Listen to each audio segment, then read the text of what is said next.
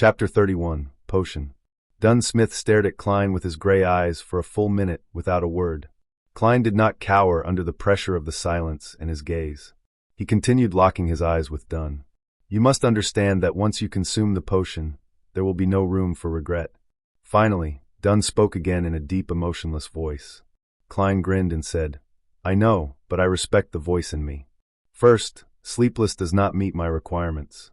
It was the same for Spectator, which he heard from the Tarot Club based on description. He was unsure when he would come into contact with other Beyonder pathways. A slow remedy could not work for an urgent situation. Therefore, there was no need for him to wait. By the same logic, Corpse Collector was eliminated as well, leaving the two choices, Mystery Prior and Seer. Under the premise that potions of the same sequence were equally dangerous and him unable to obtain more information, as well as the fact that both Mystery Prior and Seer met his requirements, then regardless of whether Emperor Roselle was making a passing remark or if he really regretted not choosing Apprentice, Marauder, and Seer, it was enough to tip the balance in his heart. Furthermore, he could tell from the diary that as long as he figured out the true essence of digestion and acting, he would be able to avoid the negative effects the potion would bring to a significant extent. As for the murmurings and illusory enticements that could drive people to corruption and madness, he had already encountered that even without being a Beyonder. All right. Dunn stood up and picked up his half-top hat. As he put it on, he said, Follow me down. Klein nodded and gave a gentleman's bow in gratitude. Tap, tap, tap. Both of them ventured down, their footsteps echoing through the silent and vast stairwell and passageway. Klein suddenly felt gripped by anxiety as he tried to find a topic of conversation. Captain, you mentioned that taking the potion would not directly give me the corresponding knowledge on mysticism, that I'll only have the qualifications to learn it. Then, where does the basic knowledge of mysticism come from? Did our predecessors risk their lives for it or obtain it via other means? Every time he went underground, he would find the air especially fresh. Clearly, the ventilation was excellent. However, the occasional gust of wind made one shiver. Dunn glanced at him, the darkness in his gray eyes appearing abnormally deep.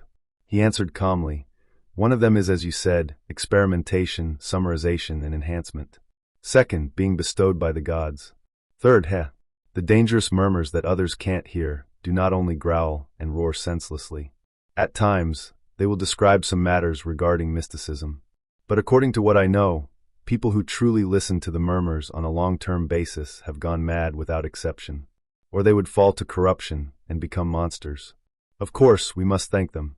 The notebooks they've left behind are precious treasures in the field of mysticism. Human lab rats. The underground passage's cold humidity made Klein shudder suddenly. Then, would my luck enhancement ritual, which turned into social network magic, eventually lead to similar effects due to the crazy and horrible murmurs? At the intersection, Dunn did not proceed toward Cheney's Gate, nor did he turn to the weapons, materials, and archives. Instead, he took Klein to the left and approached St. Selena Cathedral. Midway he stopped. It was unclear what he touched to open a secret door. This is our Nighthawks team's alchemy room. I will get old Neil to retrieve the Seer potion formula and the corresponding materials from inside Cheney's Gate. You have pretty good luck. The goddess has blessed you with her favor. We should still have the materials needed for 2 Seer potions. If not, you would have to wait a long while. Dunn pointed at the room behind the door. Wait here. Later, watch old Neil concoct the potion. It's the most basic part of mysticism studies. Oh, do not randomly touch things in there. They are either very dangerous, expensive, or both. With that said, Dunn added like before. Oh right, I forgot something again. Your becoming a Beyonder is a result of you having to face danger and the need to find the notebook. The meritorious deed was only a part of it. Therefore, you will not be a member of our team for the time being. You will still be a civilian staff member with a corresponding salary. You will still do what I instructed you to do previously. One additional thing is to learn more about mysticism with old Neil. You can arrange the time with him. All right. Other than feeling a little disgruntled by the lack of a pay rise, Klein was in full agreement with the rest. According to Dunn, there was still the process of learning and grasping one's newfound powers after consuming the potion. If he were to become a formal member immediately and participate in paranormal missions, his death was certain. Dunn turned around and walked 2 steps towards the intersection when he suddenly turned back. Another thing. I knew it. Klein was already used to the style of his captain. "We got something out of the Secret Order's actions," said Dunn with his usual expression. "It's unlikely they will provoke you in the near future, but don't be careless. It has to do with them being temporarily unable to confirm whether the Antigonus family's notebook is important to them.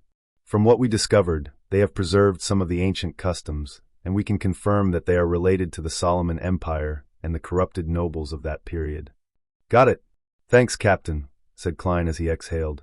This was also one of the reasons why he did not wish to wait, grasping the chance of becoming a Beyonder in such a hurry. As he watched Dunn leave and confirmed that he would not turn his head to say more, Klein slowly walked into the alchemy room. The room had long tables. There were test tubes, pipettes, scales, and crucibles. It resembled a chemistry laboratory from his previous life. It was just more Spartan and ancient. Other than that, there was a huge cauldron, a dark wood ladle, a translucent crystal ball, and other items. The dark sacred emblem and other strange emblems were visible everywhere. They gave the room a tint of mystery. Klein looked around with interest, but he was not stupid enough to touch the things. After a while, he heard footsteps. Old Neil carried a tiny silver chest with complicated patterns. He was still wearing his unique classic black robe that seemed anachronistic, matched with a felt hat with a rounded edge of the same color. "Lad, I never expected you to choose Seer." Old Neil put down the chest and used his somewhat turbid red eyes to size up Klein. "Your personality is just like mine when I was young. You just don't want to follow the masses. Not bad. Light these few gas lamps and close the door." "All right." Klein tried hard not to tremble as he lit each gas lamp in the alchemy room. He made dim light rule over the place once again. Tack! Tack! Tack! The secret door was closed. He turned back to see the white-haired and deep-wrinkled old Neil using a bunch of strange tied tree branches to scrub the black cauldron. The concoction of a sequence potion is extremely simple, at least for sequence 7 and below. There's no need for a special flame or any additional ritual, much less an incantation. There's no need for one to participate in it spiritually. All one needs to do is go according to the formula's steps, add the precise amounts, and mix it. That will be all. Old Neil's wrinkles seemed to bloom from his smile. "For real?" Klein questioned in surprise. "This sounds as simple as my luck enhancement ritual. Man, it's quite frightening when you come to think of it. Perhaps it's a gift of the gods. Praise the lady." Old Neil drew a haphazard circle over his chest. Following that, he opened the silver chest and pulled out goatskin parchment that exuded antiquity. The yellowish-brown goatskin unfurled inch by inch, revealing words on it. Klein looked from a distance and realized it was in Hermes, a language he was very familiar with. It was written in ink that resembled blood, seemingly having its fluidity remain intact. But other than that, it did not seem extraordinary in any way. Seer, 100 milliliters of pure water, 13 drops of night vanilla liquids, 7 gold mint leaves. Klein silently recited the formula's content, but the rest of it was blocked by Old Neil's wrist, preventing him from reading it. Pure water is water that is repeatedly distilled. Thankfully, I made some previously, so there's no need to waste time on it. While Old Neil gave the introduction, he took a large sealed glass bottle from the table with great familiarity. He took off the stopper and poured about 100 milliliters of pure water into the cauldron without much thought. Klein did not dare ask, afraid he would affect Old Neil's concoction. After all, he was the one drinking the potion. 13 drops of night vanilla juices. This can be extracted and stored as an essential oil ahead of time. Old Neil took out a tiny brown bottle from the silver chest, and with a pipette and dripped 13 drops into the cauldron in a relaxed manner. A faint but easing fragrance emanated, making Klein feel an abnormal sense of peace. 7 gold mint leaves. Old Neil picked up a silver-patterned can and removed its lid. With his bare hands, he picked up a few leaves and scattered it into the cauldron. He caught a whiff of a fresh and stimulating scent. 4, 5, 6, 7. Perfect. Old Neil chuckled and looked at the potion formula on the goatskin. 3 drops of poison hemlock. This isn't something you should drink randomly. It can cause your entire body to numb to the point of death. In ancient times, it proved to be the best option for committing suicide. It's not like I'm silly, Klein lampooned. Old Neil changed pipettes and dripped the poison hemlock into the cauldron. The mixture caused a strange smell that freshened one's mind. 9 grams of dragon blood grass powder. Old Neil took his time to reach his hand into the silver chest and pulled out a transparent test tube. There was some deep black powder inside. He used a beaker and a scale to measure 9 grams of powder and poured it into the cauldron. He then stirred the mixture twice with the darkwood ladle. The laid-back process of making the concoction made Klein a little worried. In fact, the materials from before were just supplemental. The exact amount doesn't really affect the final outcome. Should I put a little bit more? Old Neil made a joke. The last 2 is what's crucial. The amount can be slightly lowered, but it cannot be too far from the requirement, or your enhancement can fail. Oh, the quantity cannot be any more, even just by a bit. If so, you will have to be treated for mental problems. It's not impossible to die immediately. Klein immediately tensed up as he saw Old Neil pull out a black glass bottle from the silver chest. Lavos squid's blood, 10 milliliters. This kind of squid is considered an extraordinary biological species.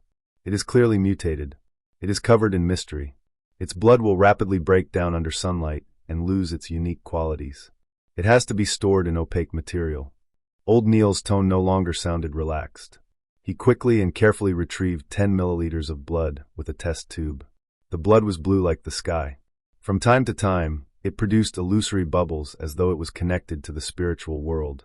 After pouring the blood inside the test tube, the remaining drops are ignored as a form of precaution, whispered Old Neil.